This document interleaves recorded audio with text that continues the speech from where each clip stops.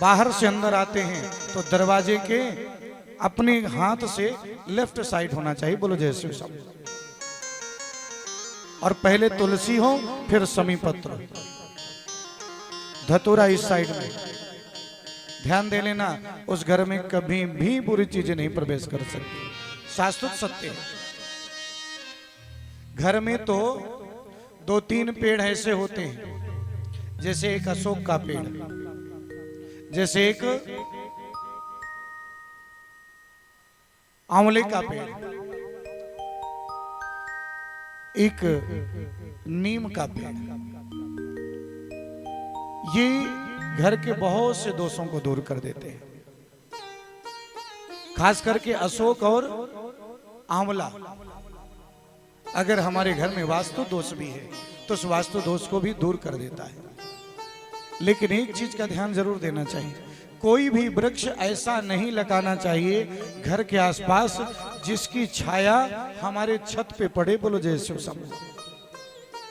अगर किसी फलदार वृक्ष की छाया हमारे छत पे पड़ने लगती है, ध्यान देना उस घर की, उस घर में रहने वालों की बढ़ोतरी ज्यादा नहीं होगी, बोलो जय श्री शंभू। वो लोग घटने लगेंगे, उनकी बढ़ोतरी ज्यादा नहीं होती। किसी भी वृक्ष की छाया घर के ऊपर छत पे नहीं आनी चाहिए, कोशिश ये करनी चाहिए। इसलिए वृक्षों के विषय में आया है कि छोटे वृक्ष लगाओ, गमले में लगाओ। कुछ लोग बट वृक्ष लगाते हैं, पीपल भी लगाते हैं।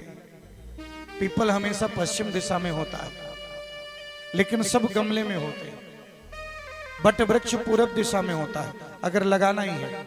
और नहीं तो ये बड़े वृक्ष लगाना भी नहीं चाहिए। लेकिन तुलसी है और काला धतूरा है। काला धतूरा केवल अगर नहीं लगाया जाता तो बुधवार को काले धतूरे को कभी घर में मत लगाओ। लगाना है तो रविवार और मंगलवार को ही काला धतूरा लगाना चाहिए। और हाँ, काला धतूरा जब हम अपने हाथों से तोड़ते हैं, उसका फूल भगवान शिव को चढ़ाते हैं, तो चढ़ाने के द्वारा हमारे शरीर से बहुत सी निगेटिव चीजें अपने आप बाहर हो जाती हैं और पॉजिटिव चीजों का अंदर समावेश होता है। समी क्यों चढ़ाई जाती है? समी किसका वृक्ष है? समी शनि का वृक्ष है। शिव भगवान को बहुत पसंद है। और समी जो चढ़ाया जाता है ना, विजय दिलाने के लिए चढ़ाया जाता है। समी जो चढ़ाता है, ध्यान देना, शिव जी पर, शिव जी उसको कभी हराते नहीं हैं, बल्कि उसको विजय दिलाते हैं। राम रावण का युद्ध हुआ था, अर्जुन ने महाभारत का युद्ध लड़ा था।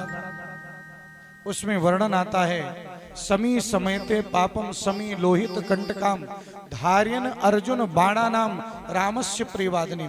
कोई गाड़ी खरीद रहा है, लोहे की गाड़ी, लोहे का व्यापार कर रहा है। अगर उस व्यापार स्थान पे थोड़ी समी बांध दे, शिव जी को चढ़ा करके, अपनी गाड़ियों में शिव जी को चढ़ा के गाड़ियों में समी की लकड़ी थोड़ा ऐसी जगह बांधे कि सर्विस करने के बाद भी वो गाड़ी से अलग ना हो। ध्यान दे लेना, लोहे के संपूर्ण दोष को समी की लकड़ी दूर कर देती है, बोलो जय श्री राम। अर्जुन ने भी अपने धनुष पर समी की लकड़ी बांधी थी। युद्ध करने से पहले भगवान श्री कृष्ण ने कहा था, भगवान राम भी अपने धनुष पर शिवलिंग में चढ़ा करके समी की लकड़ी को धनुष पर बांधा था। तभी उसके विषय में आता है, समी समेते पापम समी लोहित कंडकाम धार्यन अर्जुन बाणा नाम रामस्य प्रियवादिनी। इसलिए भगवान शिव को समी चढ़ाया जाता है विजय प्राप्ति के लिए। भगवान को चावल चढ़ाए जाते हैं। अच्छा, भगवान को चावल कैसे चढ़ाना चाहिए मालूम है?